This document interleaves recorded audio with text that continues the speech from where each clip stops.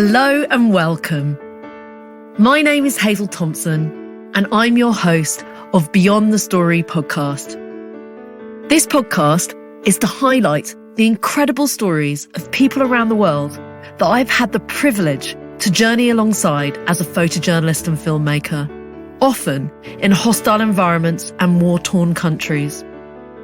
Together, we'll be focusing on key justice and humanitarian issues affecting the world today, hearing directly from the individuals behind the headlines and their journey beyond the story. I hope as listeners that you will be inspired by the transformational strength of my guests. Come and join me on this journey and hear the first-hand experiences of ordinary people surviving the extraordinary and the transformational power of hope in not only surviving, but thriving beyond the story.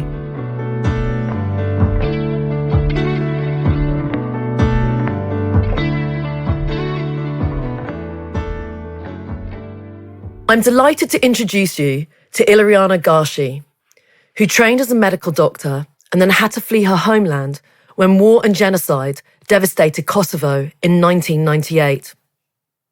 This episode of Beyond the Story was recorded before Russia's invasion of the Ukraine. As we see millions of women and children fleeing the bloodshed, Iliriana's story echoes down the years. Her life turned upside down by war, fleeing her home in order to save the lives of her two children. Fast forward over 20 years, and Iliriana shares how she has used her personal experience as a refugee to empower women with skills and confidence to rebuild their lives after losing virtually everything in war.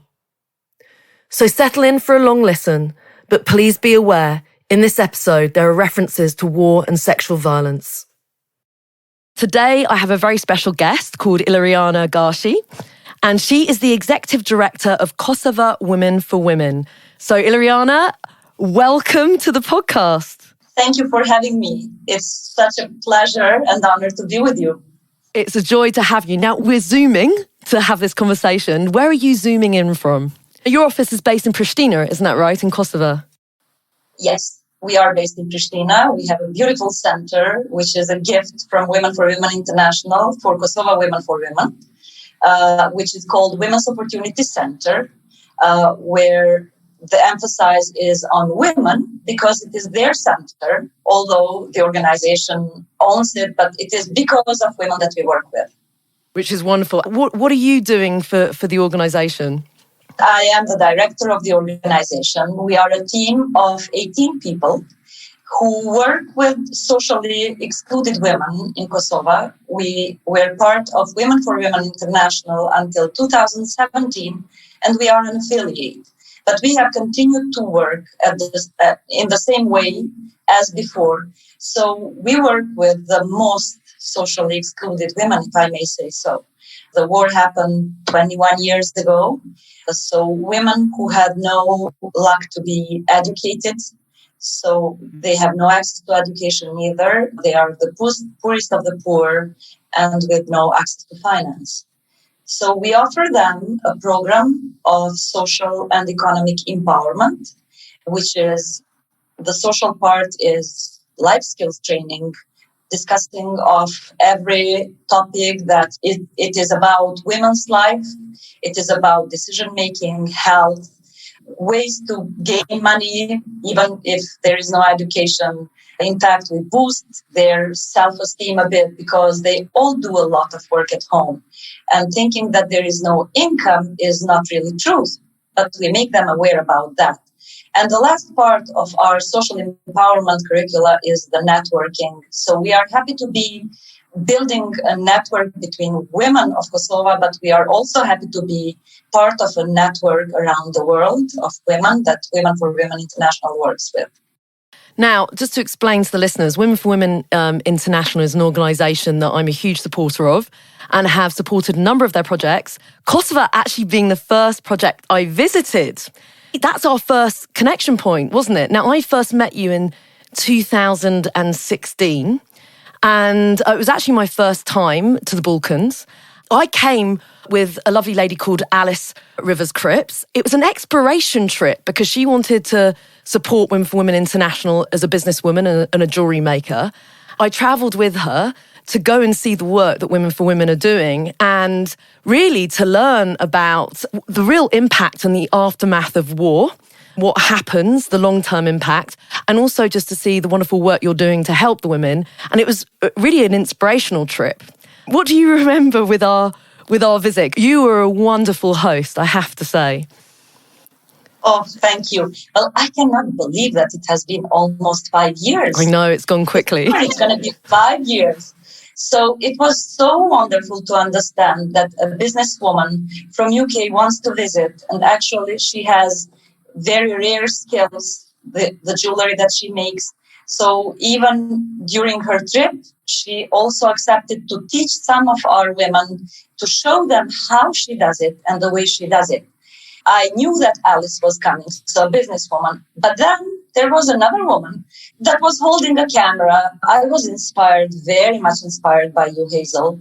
I had the opportunity to learn about your work and to learn how is the anti-trafficking done in different parts of the world where you work.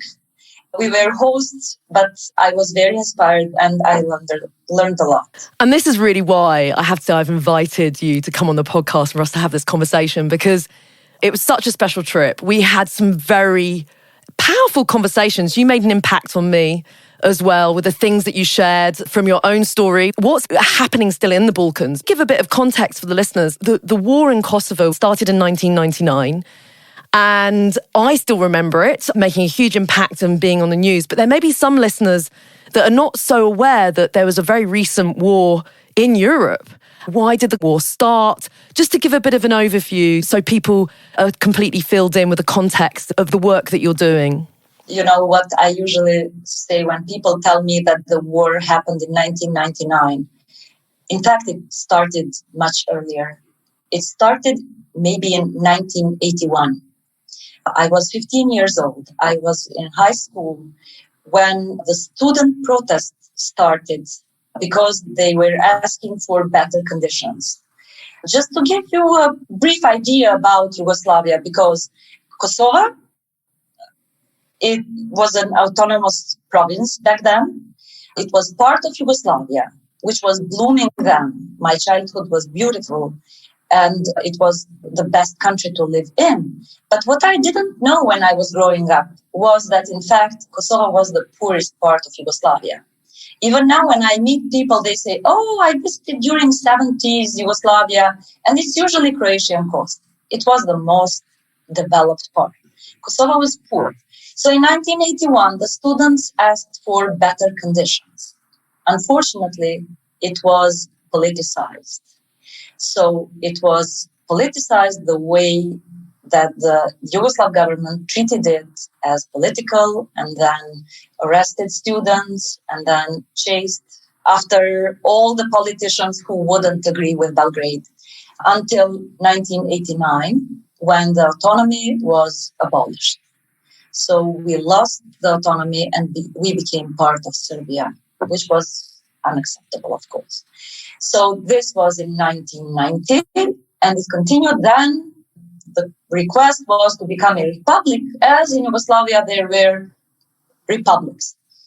So it was much longer, and in 1990, unfortunately, the closure of institutions happened, together with the schools and hospitals.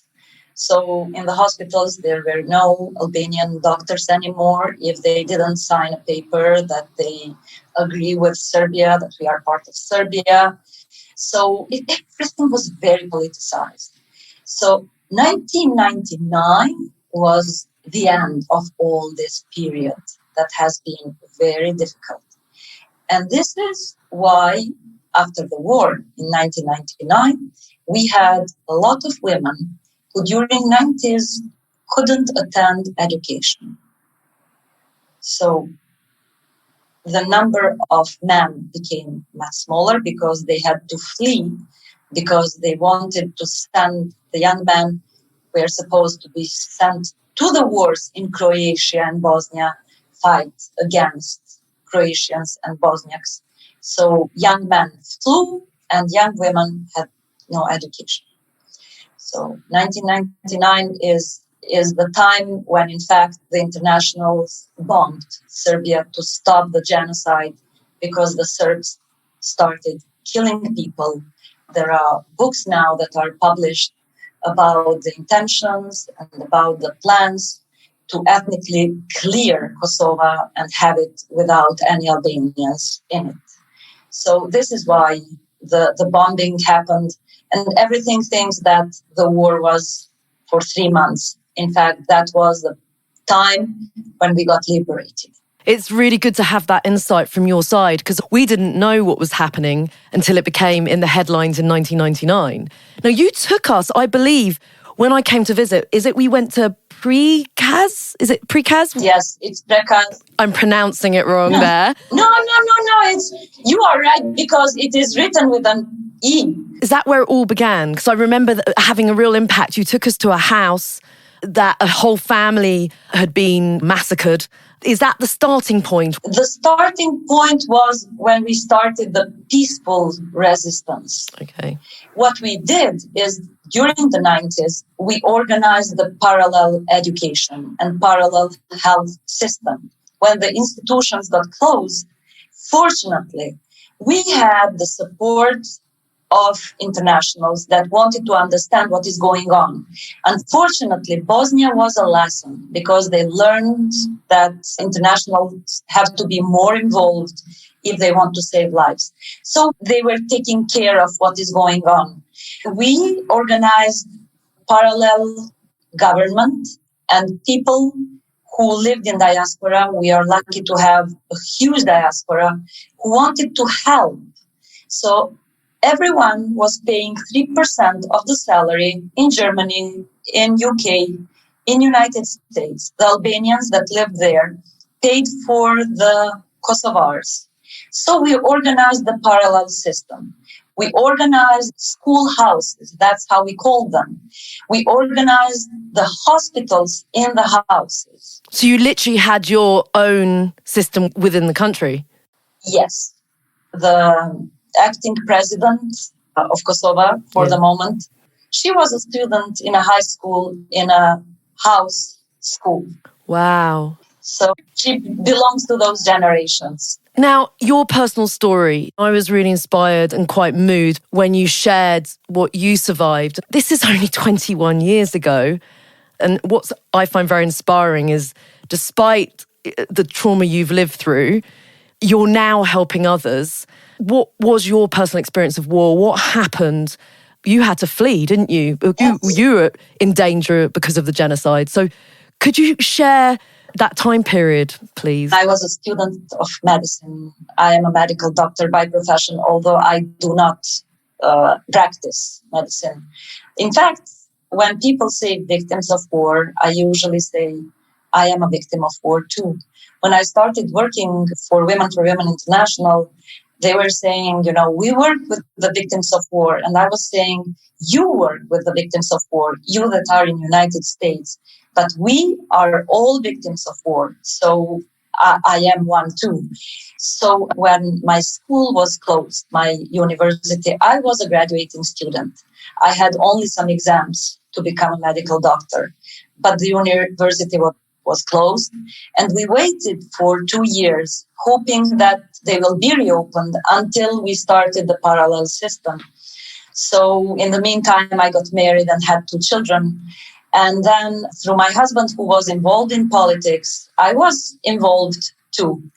Maybe in direct way, not directly, but still we had always people who were organizing the parallel system, internationals who would visit. So I was part of all of that. And when the genocide started, when the police started going into houses and chasing people and killing them, we had to separate from my husband because many of his friends were killed together with their children. So mothers were left to live and fathers were killed with their sons. And we had 2 sons. So it was very dangerous that if they find us together, I will be the only one surviving. So but the police started asking people to leave, and we had to separate and we had to leave. So I took my children and went to Macedonia and became a refugee. You took your children, went to Macedonia, but how do you flee? You took quite a dangerous path Yes. out to Macedonia. Could you explain that part of the story? I was with my brother-in-law because I didn't know to drive back then. So we left. On the way out of Pristina, we were stopped by police. So all the windows of our car were broken. And it was this good cop, bad cop story, So there was one police that was saying, go, when they stopped us and they broke everything. Then one was shouting, go, and the other one was shouting, stay. So it was very dangerous. You didn't know which one you should do because, of course, you don't, to one of them, you are not listening. So my brother-in-law decided to continue. We took the risk that maybe the bullets will be behind us. It has happened so many times. But there were so many cars. So maybe they were stopping everyone and doing the same thing, like threatening them. Yes, we have paid money. They asked us for all the money that we had. So we gave them every money that we had. They asked me if I had any jewelry. I didn't have anything with me. I was fleeing, escaping to save the lives of my children, actually, not mine. There was so many Serbian forces, and there was always this risk that they will stop us. We got to the border, and So this is the border of Macedonia. So Skopje is the capital. We were asked to go to Skopje. They told us go to Skopje. So we went, but we were lucky to have a friend, the director of Mercy Corps back then. He was in Macedonia. He was covering Macedonia and Kosovo. So he was a good friend. And he came and picked us up at the border, finished some procedures that had to be done. Then there was another problem because Macedonians wouldn't allow us to get into Macedonia with a broken car. So we couldn't leave the car at the border. We were not allowed. We could not enter Macedonia with a broken car.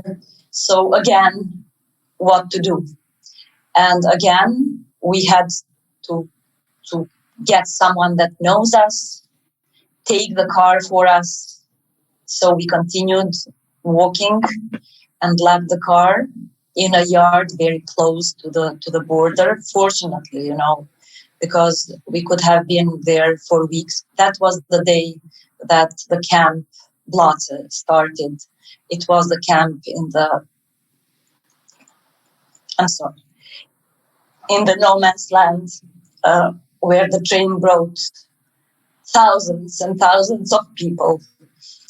My mother and brothers and sister were brought the next day. Then my husband was brought. But fortunately, at the end, everyone was allowed in Macedonia. So after spending a couple of days in the field with no food, they were allowed in. So we got together in Macedonia. How old are your two boys?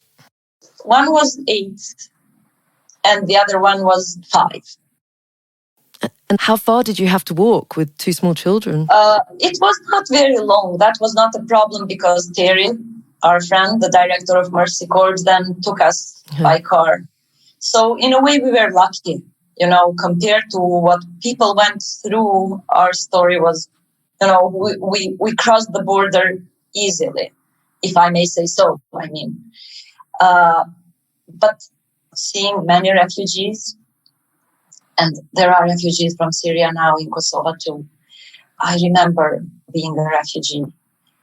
And I think people who were lucky not to go through that experience, being a refugee, think that the refugees have left their belongings, houses, property. In fact, how I felt was that I lost my identity. You are not you anymore, you are first, how can you prove who you are? You have no papers. You don't have your diploma with you, so how can you start working anywhere, even if you want to? So, okay, I could work something, I'm not saying, but not your profession. You don't know how to tell your children that we cannot go back home, and we have no home, and we don't know what is going to happen. I mean, of course, as parents, you tell your children, it's going to be okay. My children even told me when we crossed the border, they said, we didn't really know that we were leaving. Because with my husband, we just hugged, but tried not to cry, not to make drama. You try to protect your children. But then you don't know what to tell them. After being a parent that kept the promises and tried to give a good education, raise good men, your sons, suddenly you don't know what will happen with them. So it is a very, very, very difficult situation. Although we had a house, Terry took us to his house, how to say, we were not on the streets like it happens with other refugees. And still, it was very difficult. It was very difficult to be dependent on someone that has to house you and feed you and take care of you. Now, that's something that I really remember from our time together. You being very upset, you were crying, sharing, because at the time in 2016 was the refugee crisis of many refugees fleeing to Greece. And it was so politicized. You went to 2 countries. I just remember you saying to me, yes, Hazel, I was welcomed with open arms, with an embrace. Me and my family were welcomed. Yes. It was hard enough being a refugee, but we were welcomed. But now I'm on television, I'm sitting watching refugees die in the sea. Exactly. And no one is there to welcome them after them surviving this crazy life and death journey. That had a huge impact when you shared that. Would you like to share with the listeners of what do people need to know about the reality, not just losing homes and possessions, but from your experience of being a refugee, for the refugees today from Syria, from Yemen, from all these places, what must that be like to survive that and then be spat on and not welcomed and told to go back home? Exactly. Please share your thoughts and insights into that. Well, I still cry every time I see something like that. And I remember once putting on my Facebook, thank you people that hosted us when we were refugees. What if we didn't have a house? So I'm sure that only if people really feel threatened, they will leave their country and they will just turn the back to all that they have, because it's their family, it's their life, it's their properties, it's many emotions that are there. It's like being in the middle of the sea and don't see any no hope on the horizon. Yes. So and if you are humiliated on the top of that, I can just imagine how people feel, I'm sure sometimes they say to themselves, I would go back to war and be killed. It's better than this way. That's how I felt. And I believe many of these people, unfortunately, there are people who abuse. They play a role and they have other interests. That's something else. Most of people very reluctant on leaving their house and being dependent. I have seen on TV people, high professionals, who are now dependent on somebody that will give them a piece of bread. I mean, it's doctors, it's nurses, it's teachers. Architects, engineers, it's many stories, And like you said, what you just said earlier, you're just trying to save the life of your children. Yes. And then it happens that they die on the way, So try to save them and you kill them on the way.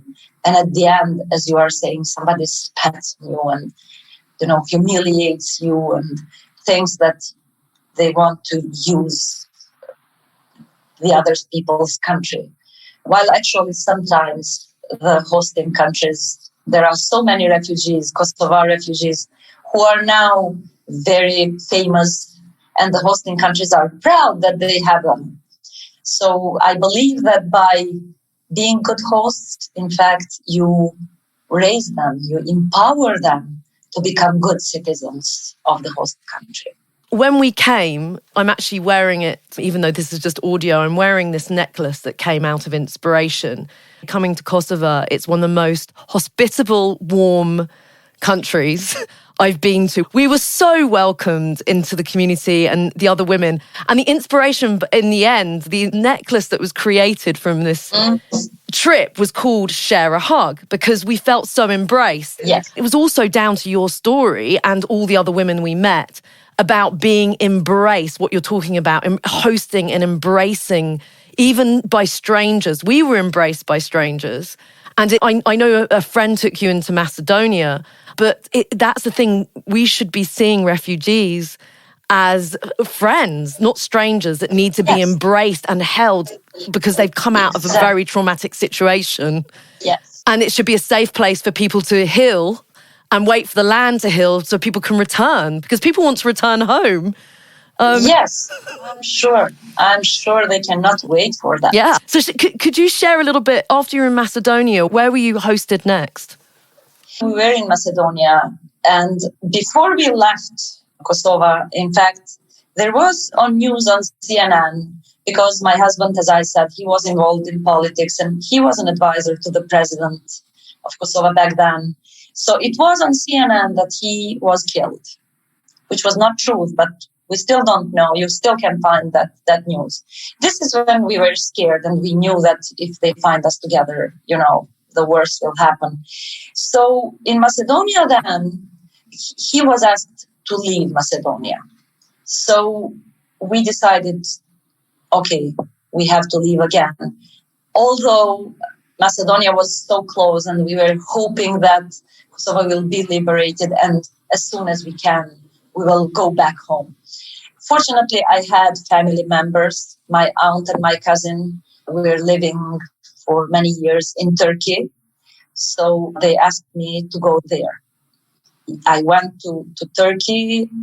Now when I'm talking, and we talked about refugees, it was heartbreaking, because I was saying, I was hoping to get back to my country, and I'm going even further now. It's not that far, but still it was like feeling that maybe I won't come back anymore, because Skopje felt like, yes, I'm so close. I can go back in 2 hours. So I went to Turkey, and I was in Turkey when Kosovo was liberated. It will always remain one of the best days in my life. We were so happy to come back home. So happy to come back home. Although, Kosovo was, of course, in a very bad shape. I was lucky to have a scholarship, to have a stipend. So we went then to Switzerland and spent almost 2 years there. But we were here and there. I mean, we were not refugees anymore. We were back to our normal life. And there is no better moment than coming back to your home. Oh. I really hope for the refugees now. I know their countries are all destroyed, but it is a special feeling to go back and rebuild your country. Now, let's talk about that, because you're now very much involved in the rebuilding.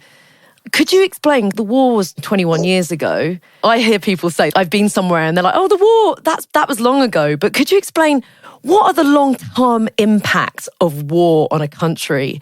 And why is it so important for there to be investment and to invest into the society, invest in the women to rebuild a country? When I was there, I still saw the impact of the war. Yes. In fact, in Kosovo, in rebuilding, you don't really see a lot of problems anymore, because it is a small country and there were huge investments into building the buildings. So building a lot, yes, you don't see it. But in fact, when you just scratch a bit, you understand the long-term impact. I remember an American gentleman, a very experienced one, that told us, I think it was 97, and he told us, if you can avoid the war, avoid the war. I think that was the biggest lesson in my life. I think that's the best advice that we have ever heard. And this would be my message to the world. I mean, there are no winners in a war. Nobody wins, except for a small group that profits from it. So it is a problem to rebuild your country, but it is a problem to rebuild the society, because it has been torn inside. We work with women who were victims in many ways. What I didn't mention in the beginning was that during the war in Kosovo, there were approximately 20,000 women that were sexually abused. And for a very long time, for 14 years, nobody spoke about that. It was a taboo. In fact, apparently, immediately after the war, there were some women's organizations that started working with women, and women were kind of opened to tell the story, because it was immediately after the war and they needed to take it out. It was mostly men that closed the subject. Wow. Because they didn't want to talk about that. I know that when I was in Switzerland, there were a lot of couples who were divorcing because during the war, in fact, the wife was raped. And the husband didn't want anymore to be her husband. So here, apparently, as in many parts of the world, the shame is on the victim. So the shame would be on the family too. So they just closed the subject. And it became a taboo. For many years, nobody wanted to talk. Fortunately, our ex-president, Atifete Yahiaga, who was a woman president, she reopened the Pandora box. And fortunately, in the law of the martyrs and victims of war, there were the victims of sexual abuse included. And the commission started working. It's very, very difficult job, because identifying the sexual abuse after 20 years is very difficult. So for the commission now, and apparently I don't think that there are procedures anywhere, how to prove it. So the commission is working, and we have a group of women, 5 women, who came to us after they had finished our program and wanted to share the story with us. This was in 2012. And we have, if I may say, worked with them because they didn't want to share the story. They shared it only with their life skills trainer and myself, me being as a doctor. And with a friend of mine who is a psychiatrist, we went together and they shared the story. We were talking to them. They would call us when they would need us. We would have a coffee. There was a woman from United States that published a book about women. So closely they started to kind of move forward. And last year they have received the pension. Oh, wow. That the government of Kosovo is paying to the victims of sexual abuse. So it's 5 women that received the pension through our organization. So it's a compensation fund for the trauma they've received. It's not a reparation, no, because the reparation has to be paid by Serbia, who did it, but it is a compensation by the government. I told this just to tell you that, our work is not only trainings, capacity building, skills, networking. There is a lot of ways we do help, because there is many ways that the help is needed. And especially if women have been silenced for so many years, that has a very detrimental effect on the mental health of a whole section of society. Yes, it does. It does. And now it's sometimes a bit painful, because there is kind of interrogation of those women. Did that really happen or not? Sometimes it's, they have to go through the story. So there are women that don't want even to ask for that pension, because they have to go through many layers of interviews and kind of checking if it really happened. So oh gosh, that's the number is not. I think it's been now maybe 500 victims. I don't really know. Wow, out of 20,000. So it's not a huge number, but still it is something. We have moved along. We have stories to share. We have women that went publicly and shared their story and told. And there is a lot of work against the stigma on those victims. So important. So hopefully as more survivors speak out, we encourage others to at least speak out into a safe place that they can release the trauma. When they first came, they told the trainer, we want to tell you something, because we have something, because they have all been raped. They are members of the same family. So they said, since the war, every time we meet, we discuss only about this. So we want to share it with somebody else, but we don't trust anyone. You are the only person, our social empowerment trainer, that we trust. So we want to tell you the story, just to take it out from ourselves. Glad you were there. Thank you. We think that there are many other women. Yeah. There is another one, actually, that when she finished the program, she also, during the whole program, the trainer said that, in fact, she was telling stories, saying, one cousin of mine, it happened to her, a rape happened to her, to a friend of mine. At the end, she came to the trainer and she said that it was her, and that she has tried to commit suicide 3 times, but she was saved. Her husband knows. She married after the war. Her husband knows. So there is another organization that works, and they have a special psychologist that works with these women. So we referred her to the organization, and we hope that she will get better. And when she gets better, that she will ask for the pension and that kind of compensation. Yeah. Just to give a context of the challenges, just on a social scale and an economic scale, that Kosovo is facing, especially women. I know when I was there, I was quite taken back at the high level of unemployment and the lack of opportunities for women. Could you just give context to why programs are so important? Unemployment is very high.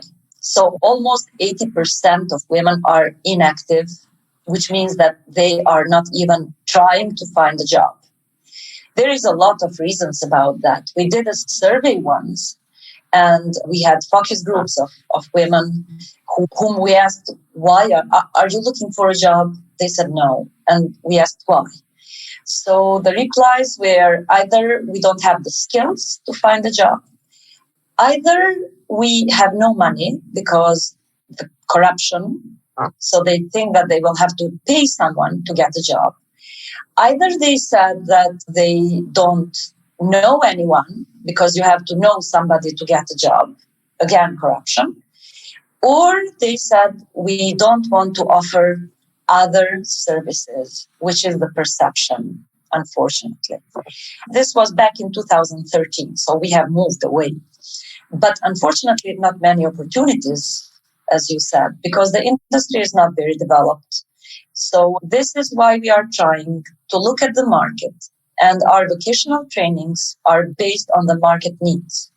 This is why we have programs for employment and self-employment. So in the villages, we are looking more at self-employment, which is trainings in horticulture, in beekeeping, and dairy products. In the city, we do handcrafts. We do tailoring because the industry of tailoring, the apparel, is increasing. So this is the last opportunity for women that is increasing really very well. And we do service industry, which is childcare, elder care, maintenance, and retail. So these are the trainings that we offer, and then we try to facilitate how to find job for them. So we have the job placement office. We have a database of 1,200 women who have finished our trainings and who are looking for jobs. So since 2012, we have facilitated jobs for more than 950 women. Wow. Yes. And that's 950 families. I mean, that's not one woman, that's whole families. So that's a very nice pool, if I may say so. And we have helped them also with their writing a CV, getting ready for an interview. For some groups, we had soft skills trainings on how to look for a job, how to find a job, but how to retain a job too. The code of wearing, how you behave, that was another training that we have offered. When I came, I don't know if this has improved in the last 5 years, there was 55% of women were unemployed.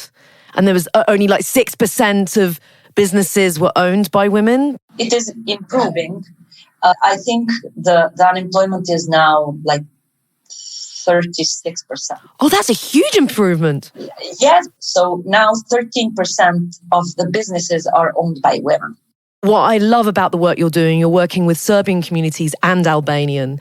So you're across the board, you're holistic, you're helping rape survivors, you're meeting emotional and psychological needs, as well as giving economic and social training. You're working on self-esteem, how to get a job. You're very holistic in your approach. Yes, we are actually. And the number of women is huge that we work. We work at least with 1,000 women a year. How many women have gone through your programs now? Because that's quite an impressive number. It's more than 35,000 since 1999. What's the population of Kosovo? It's 1.8 million. So 35,000 is a large number out of that. It is a large number. We had 5 women that have applied for political place at the assembly. So in their municipality, they ran. One was very close. None of them won. But we are very proud that they have tried. So they had enough self-esteem to do it, to continue. Maybe it is an advantage that we have been for a very long time in a very large network.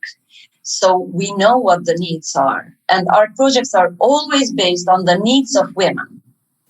Could you share a woman's story who you've seen a huge transformation from the moment they came? Is there a story that has really inspired you? Well, there are many actually. We have in different parts of Kosovo. So I will tell you more if I can. Yeah. There is one woman who had more business skills. We understand that women know that they have rights on inheritance, but they don't know how to ask for advocacy on property rights issues. We worked with teaching women what does the law say and what are the mechanisms to ask. So, and there were some incentives for women that will start the procedure. So she started the procedure and we gave her first incentive. So she established a very small place where she, with the members of the associations, started preparing pickled vegetables. And now she has won a USAID grant. And she is going to open a huge place where she will employ people. She invited us. She said, I would love you to come when I do the opening. I hope that this spring we will be there. She's producing jarred pickles. Yes. And actually, I had someone who have asked for pickles, wrote to me, and she said, I am very sorry. I would love to do it, but I have the contracts with the shops. So I have promised that I will do it through them, and I cannot sell it to the others. So I said, oh, this makes me even happier because you have the market, because usually that's the problem, finding the market. So I said, okay, just don't worry, just go on. And we have another woman that we are very proud that because she went on newspapers.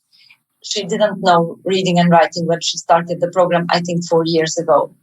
The advantage is that she has the support of her husband. He was very helpful, and she attended the training on beekeeping. And we were delivering grants, and she got 10 beehives from us. And then she increased that number because she got another grant from her municipality. And in the meantime, she learned reading and writing. So she went publicly on TV, and we are very proud that she became a businesswoman because she sells the honey. Everyone in the office this year bought the honey from her. It's excellent quality. And I can share the link if you wish. Yes, you have to give us the link. That's one memory I have from being with you. When we drove back, we were close to the border on one of the last days. I remember it's the longest drive. I think it's when we went to visit the Serbian village. On our way back, we stopped and met a lady with beehives, and we bought some honey, and the honey was so sweet. I don't know what type of honey, which flowers, but I have to say Kosovan honey is delicious. Just to explain, you support them through the program.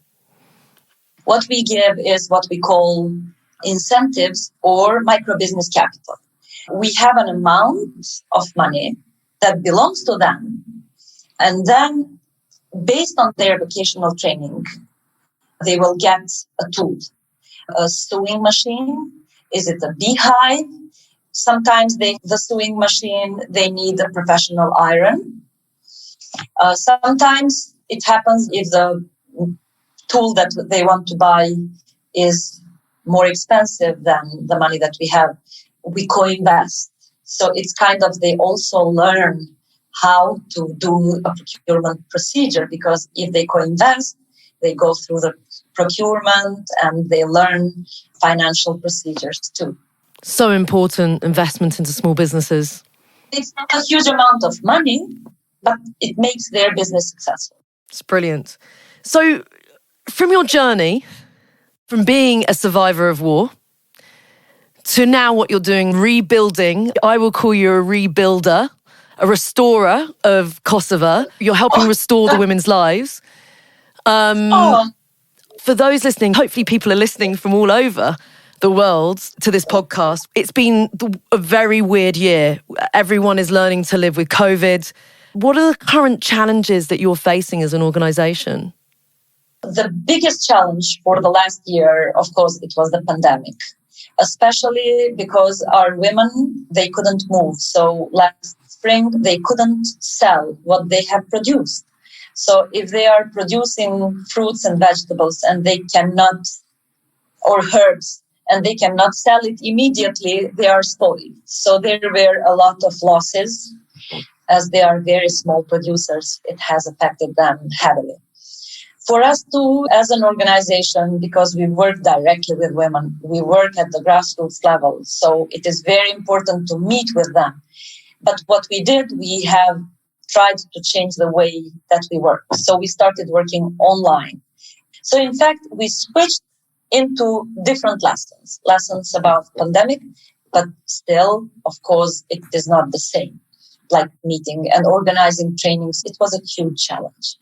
So we did reorganize everything, but it was not the same, and it took a lot of energy.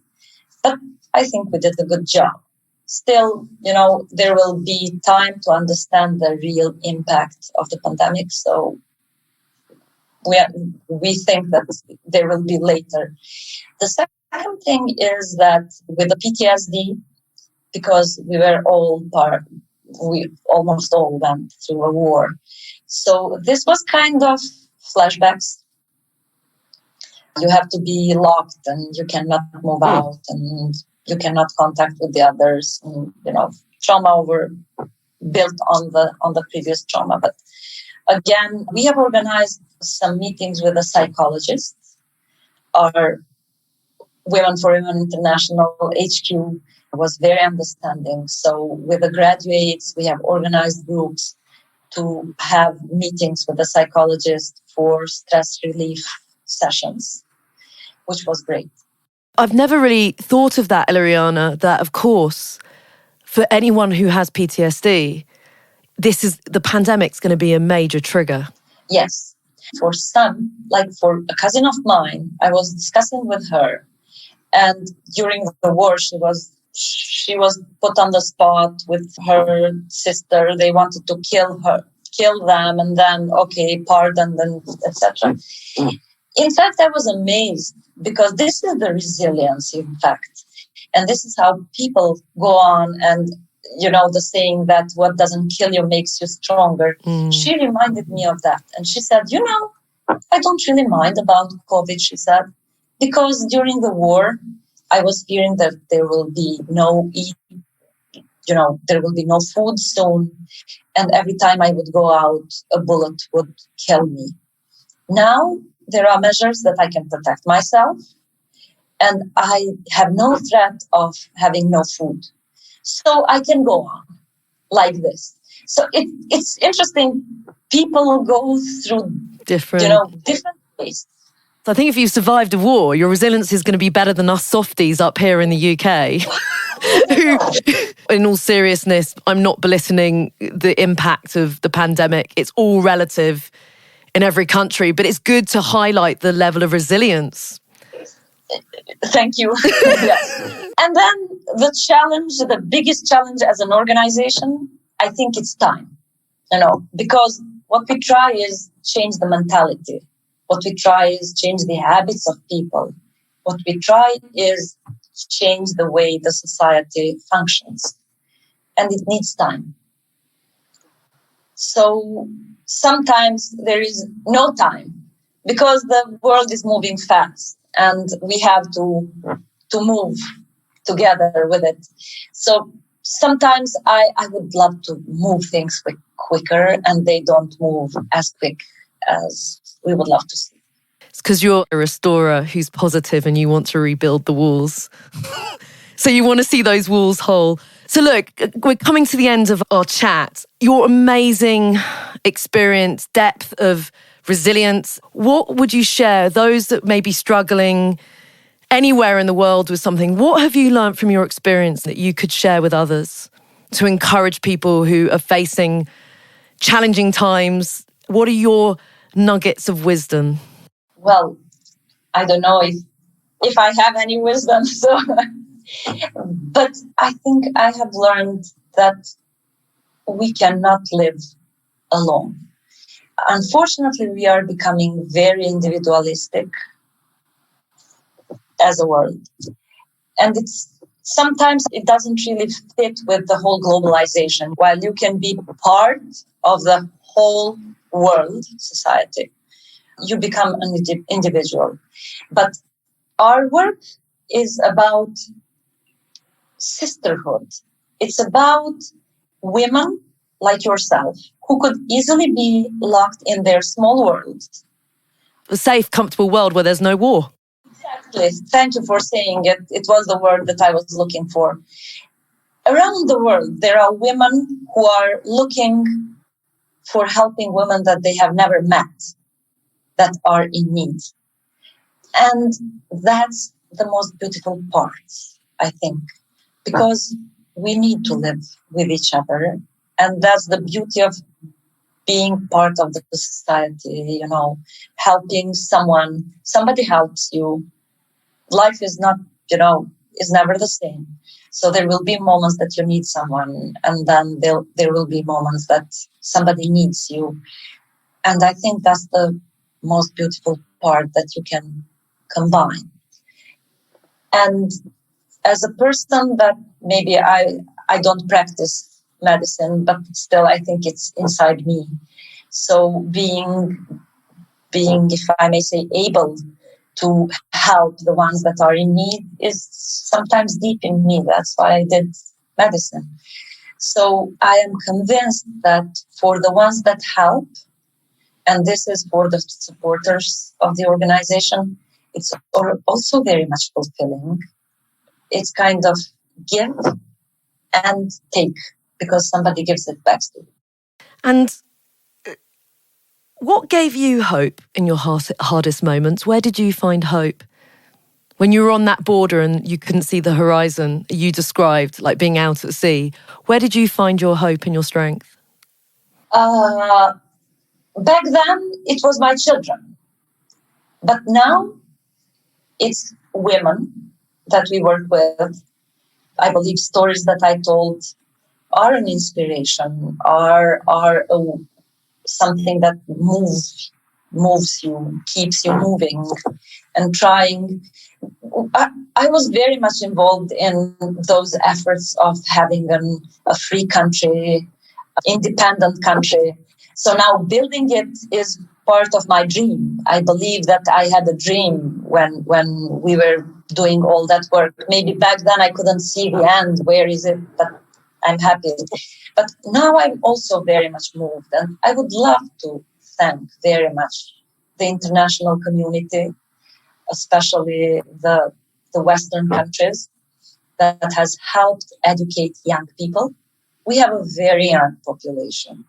So many of them received stipends, went to best schools around the world and are back. And that gives me hope that we will be able, and we are building a good society, but to build even a better society than we did during these 20 years. There is young, very professional that are excelling, sometimes in Kosovo, sometimes out, but they are still helping. So that's what really gives me hope. That's wonderful.